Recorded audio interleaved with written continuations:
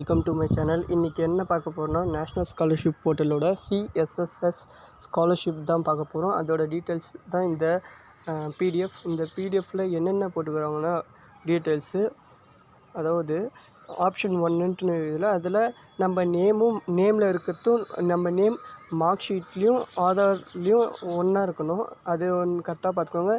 அதுவும் இல்லாமல் இந்த ஸ்காலர்ஷிப்க்கு போனஃபைட் சர்டிஃபிகேட்டு வேணவே வேணாம்.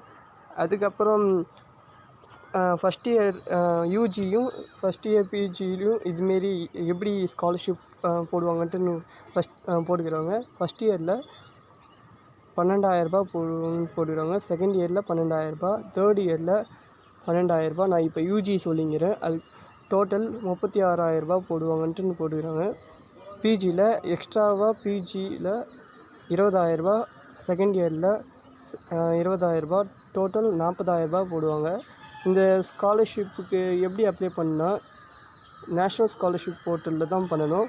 அதுக்கான லிங்க்கு இங்கே கொடுத்து வச்சுக்கிறாங்க பாருங்கள், வெப்சைட் அட்ரெஸ்ஸு. அதை கிளிக் பண்ணி நீங்கள் அப்ளை பண்ணிக்கலாம். அதுக்கப்புறம் உங்கள் +2 பர்சன்டேஜ் என்ன மாரி இருக்குன்னா ஜெண்டர் வைஸ் மாறுபடும், ப்ளஸ் கேஸ்ட் வைஸ் மாறுபடும்.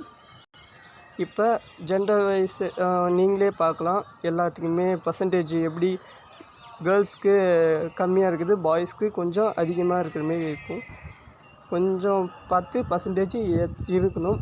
அப்போ தான் இந்த ஸ்காலர்ஷிப்க்கு அப்ளை பண்ண முடியும். ப்ளஸ்ஸு இந்த ஸ்காலர்ஷிப்க்கு அப்ளை பண்ணால் இந்த ஸ்கேன் காப்பி, அதாவது பாஸ்புக்கோட ஸ்கேன் காப்பி அப்லோட் பண்ணணும். முக்கியமாக அது வேணும். அதுக்கப்புறம் நேமு, இனிஷியலு எல்லாத்தையுமே ஆதாரில் இருக்கிற மாரியே இந்த மார்க் ஷீட்லேயும் இருக்கணும். அப்போ தான் இந்த ஸ்காலர்ஷிப்பை அப்ளை பண்ண முடியும். தேங்க்யூ. இது நான் கமெண்ட் செக்ஷனில் பின் பண்ணி வச்சுக்கிறேன். தேங்க்யூ.